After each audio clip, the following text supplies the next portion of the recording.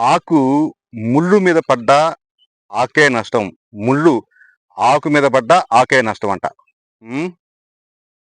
మగేందో విచిత్రం ఇటువంటి సామెతలతో కొంతమంది ప్రబుద్ధులు కొన్ని తరతరాలుగా ఆడవాళ్ళను, ఆడజాతిని అంచాలని చూస్తున్నారు.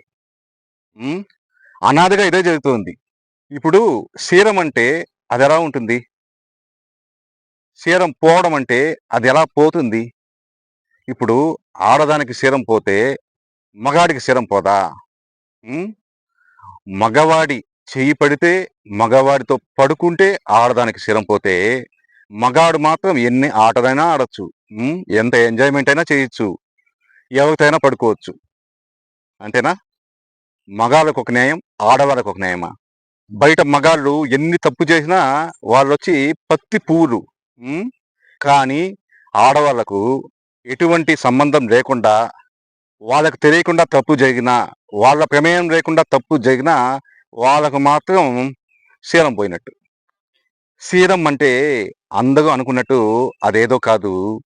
మీ మరు దృష్టిలో మాత్రం శీలం అంటే ఆడదాని గుణం. శీలం అంటే ఆడదాని ఆత్మగౌరవం.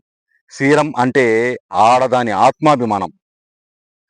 అటువంటి శీలం ఒక మగాడు చెయ్యి వేస్తేనో, ఒక మగాడితో పడుకుంటేనో పోయేది కాదు. అది ముందు గుర్తుపెట్టుకోండి. మీ మధు.